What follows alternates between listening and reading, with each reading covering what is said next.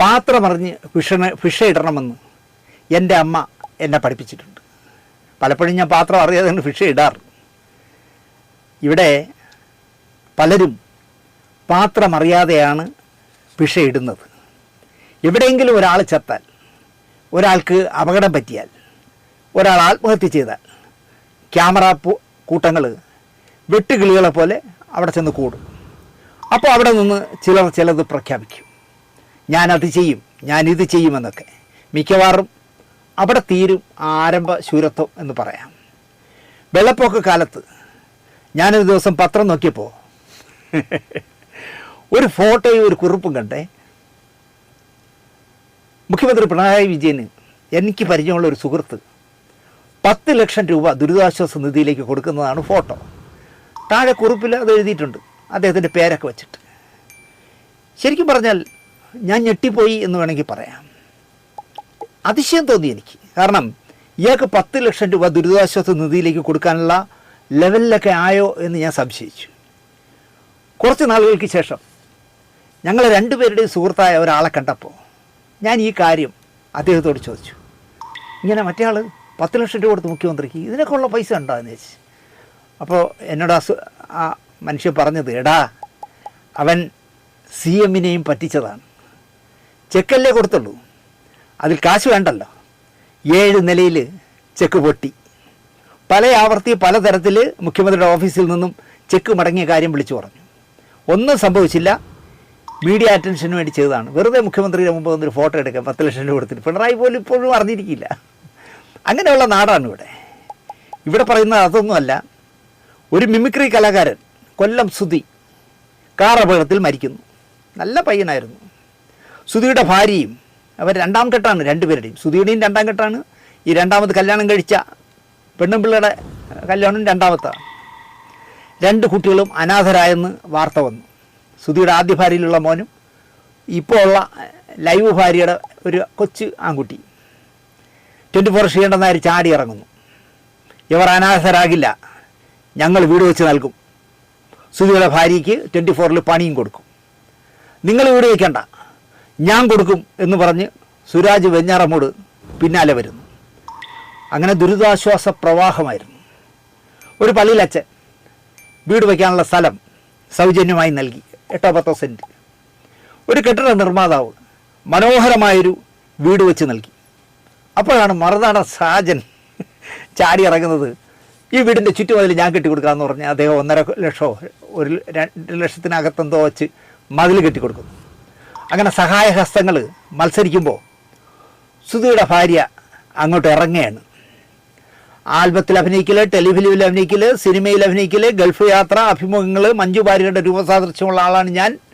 മഞ്ജു ചേച്ചിയെ പോലെ ഞാൻ ഇരിക്കുന്നു എന്ന് മഞ്ജു ചേച്ചിയെ എവിടെ ഇരിക്കുന്നു എന്ന് എനിക്കറിയില്ല, എനിക്ക് അഭിമാനമുണ്ട് എന്നൊക്കെ പറഞ്ഞ് അങ്ങോട്ട് ഇറങ്ങി ക്യാമറയുടെ ഫ്രണ്ടിലേക്ക്. അപ്പോൾ ഈ വെട്ടുകിളികളെ പോലെ മറ്റേ യൂട്യൂബർമാർ പറയാൻ നടക്കുമല്ലോ, ചേച്ചി ചേച്ചി എന്നൊക്കെ പറഞ്ഞു. തിരുവനന്തപുരത്തൊരു ചെറുക്കൻ അവിടെ പുറത്തി, അവനിവിടെ 3 പിള്ളേരാറ്റം ഉള്ളതാണ്. ഇനി എവളായിട്ട് പിടിച്ച് കെട്ടിക്കളയോ എന്ന് എനിക്കാണോടാ.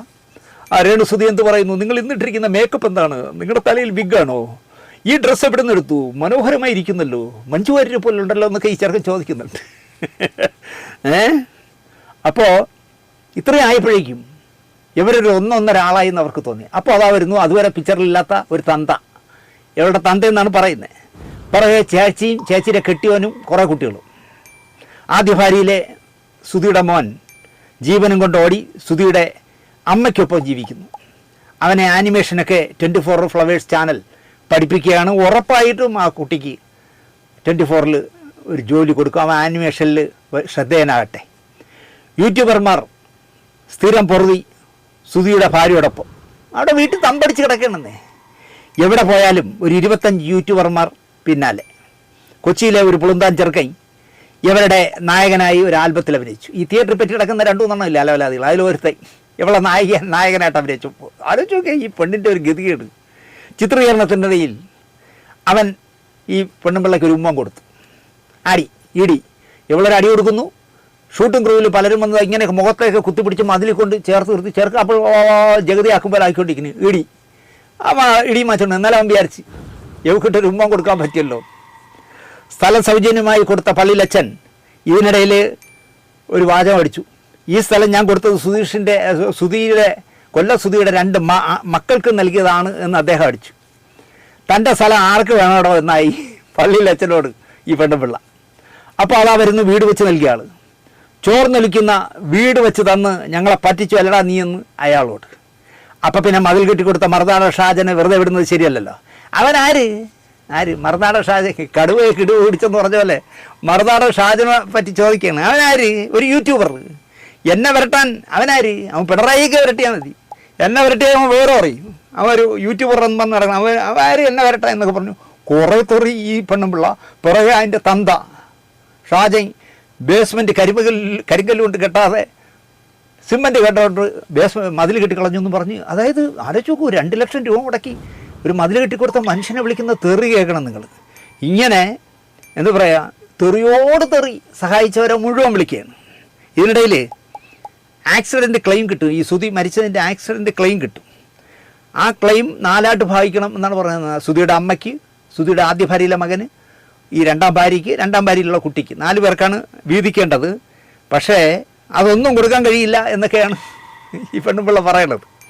എന്നിട്ട് ആ പുതിയ വെച്ചുകൊടുത്ത, സൗജന്യമായി വെച്ചുകൊടുത്ത വീടിൻ്റെ ചുറ്റും സുധിയുടെ ഒരുപാട് അവാർഡുകൾ കൊണ്ട് നിരത്തി വെച്ചിരുന്നു.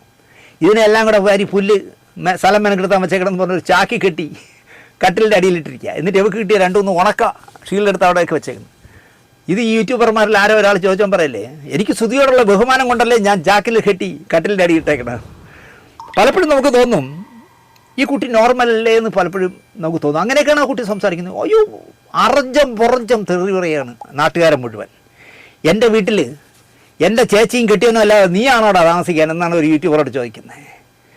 ചോദിച്ച് എന്താ പറയുക, ഒരു പരുവമാക്കുന്നു അവർക്കെന്ന് പറയാം.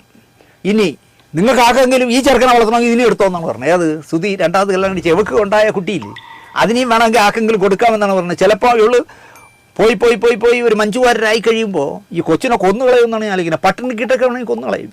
പോലീസ് അത് അന്വേഷിക്കണം, ഓർക്കണം. അടുത്തുള്ളവരൊക്കെ അത് ഓർത്ത് വെച്ചോളണം, അല്ലെങ്കിൽ യൂട്യൂബർമാർ നോക്കിക്കൊള്ളണമെന്ന് ഞാൻ പറയും. കാരണം തരുമ്പോൾ പോലും ആ കുട്ടിയോട് സ്നേഹം കാണിക്കുന്നില്ല. ഇതിനിടയ്ക്ക് സിന്ധു പറയുന്നത് കേട്ടു, ആ ആദ്യ ഭാര്യയിലുള്ള മകൻ വന്ന് ഒരു കൂട്ടുകാരനായിട്ട് വന്നിട്ട് ആർക്കും വേണ്ടാതെ ആ വീട്ടിനകത്ത് കിടക്കുന്ന കൊച്ചിനെ എടുത്ത് പുറത്ത് കൊണ്ടുപോയി എവിടെ ഹോട്ടലിൽ കൊണ്ടുവന്ന് ആഹാരമൊക്കെ വാങ്ങിക്കൊടുത്ത് മധുര മിഠായിയോ ലഡുവോ ഒക്കെ വാങ്ങിക്കൊടുത്ത് കുട്ടിയെ തിരിച്ചുണ്ടാക്കിയിട്ടാവും പോയി എന്ന്.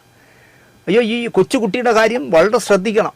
ഇല്ലെങ്കിൽ ചിലപ്പോൾ ആ കുട്ടിയുടെ ജീവൻ അപകടമാകാം. കാരണം ഒരു ബാധ്യതയായി വരില്ലേ ഈ പയ്യൻ. ഇനിയിപ്പോൾ സിനിമയിലും സീരിയലിലും ഗൾഫ് യാത്രയൊക്കെ കഴിഞ്ഞ് എല്ലാം ആയി മഞ്ജു ചേച്ചിയായിട്ട് വരുമ്പോൾ വേറൊരുത്തൻ ഏതെങ്കിലും ഒരു പേങ്ങം വന്ന് വീഴും കെട്ടായി. അപ്പോൾ ഈ കുട്ടി ഒരു ബാധ്യതയാവും. ഈ അവളുടെ തന്തയെ കണ്ടിട്ട് ഈ കുട്ടിയെ നോക്കുമെന്ന് തോന്നില്ല. അയ്യോ, എൻ്റെ മോളുടെ കുട്ടിയല്ലേ എന്നുള്ള ഒരു വാത്സല്യവും ആ കുട്ടി ആരും ശ്രദ്ധിക്കുന്നില്ല. അനാഥ കുട്ടിയായിട്ട് ആ വീട്ടിൽ അങ്ങനെ നടക്കുന്നു ആ കൊച്ച്. ഇങ്ങനെ എന്താ പറയുക, കൈ കിട്ടുന്നവന്മാരെയൊക്കെ അറഞ്ചം പുറഞ്ചം തോന്നുന്നതൊക്കെ വിളിച്ച് കൂട്ടുന്നതാണ് ഇപ്പോൾ യൂട്യൂബിലെ ട്രെൻഡ് ഈ പെണ്ണുപിള്ളയുടെ. ഇനിയിപ്പോൾ നമ്മളത് കണ്ടിട്ട് ആരെങ്കിലും പറഞ്ഞു കൊടുക്കും, ആ ശാന്തിയുള്ള ദിനേശ് നിങ്ങളെപ്പറ്റി ഇങ്ങനെ പറഞ്ഞു, അവൻ ആര് പട്ടി, അവൻ എന്നെ പറയാം, ആര് ഒരു യൂട്യൂബറല്ലേ, ഇവൻ്റെ ചിലവാണ് ഞാൻ കഴിയുന്നത് ചിലപ്പോൾ എന്നെയും പറയാം. എനിക്ക് പേടിയിട്ട് സത്യത്തിൽ ഈ പെണ്ണുപിള്ളയെക്കുറിച്ച്. 24 ചാനൽ ഒരു ജോലിയും പുല്ലും നൽകാമെന്ന് പറഞ്ഞിട്ടില്ല എന്നും ഒക്കെ തേയ് എന്ന് അലക്കുകയാണ് ഈ പെണ്ണുപിള്ള. ഇതിനപ്പുറം എന്താ പറയുക. ഒരു സ്റ്റോറി ചെയ്യുമെന്ന് ഒരുപാട് പേര് പറഞ്ഞതുകൊണ്ടാണ് ഇതിൽ ഇടപെടാതിരിക്കുന്നതാണ് നല്ലത് എന്നാണ് ഞാൻ വിചാരിച്ചത്. കാരണം മറുനാടൻ ഷാജനെ വരെ തെറി വിളിച്ചവളാവുമ്പോൾ നമ്മളെപ്പോലുള്ള സാധുക്കളെയൊക്കെ അവൾ എന്തൊക്കെ ചെയ്യുമെന്ന് പറയാൻ പറ്റില്ല. ഒന്നാമത് സ്ത്രീയല്ലേ, സ്ത്രീപക്ഷ സർക്കാരല്ലേ ഭരിക്കണേ. ചെന്ന് മുഖ്യമന്ത്രിക്ക് ഒരു പരാതി കൊടുക്കുക. ഇവിടുന്ന് തിരുവനന്തപുരത്ത് നിന്ന് തന്നെ ഇപ്പോൾ ഇണ്ടാസ് പോവും. നിന്നെപ്പറ്റി ഇങ്ങനെ പറഞ്ഞിരിക്കുന്നു, മുഖ്യമന്ത്രിക്ക് ഒരു ആത്മഹത്യാ ഭീഷണി കൊടുക്കൂ എന്നൊക്കെ പറഞ്ഞ് പ്രേരിപ്പിക്കും വേണമെങ്കിൽ. അപ്പോൾ തന്നെ മുഖ്യമന്ത്രി എടുത്ത് സൈബർ സെല്ലിൽ കൊടുക്കും. ഇവനെ പൊക്കി അകത്തിടൂ, കമ്മ്യൂണിസ്റ്റുകാരനൊന്നും നോക്കണ്ട, പൊക്കി അകത്തിടൂ എന്ന് പറയും. അതുകൊണ്ട് എനിക്ക് പേടിയുമുണ്ട്. എന്തായാലും മറുനാടൻ ഷാജനെ സഹായിച്ചതിൻ്റെ പേരിൽ വിളിക്കുന്ന അവഹേളനം കേൾക്കുമ്പോൾ എനിക്കും പേടിയുണ്ട്, എന്നെയും ചീത്ത വിളിക്കാൻ സാധ്യതയുണ്ടെന്ന്.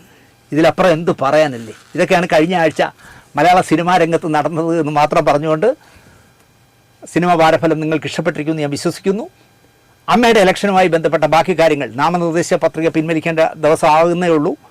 ചിത്രം തെളിയട്ടെ, അതിൻ്റെ കാര്യങ്ങൾ അടുത്ത എപ്പിസോഡിൽ പറയാമെന്ന് പറഞ്ഞു നിർത്തുന്നു. നന്ദി, നമസ്കാരം.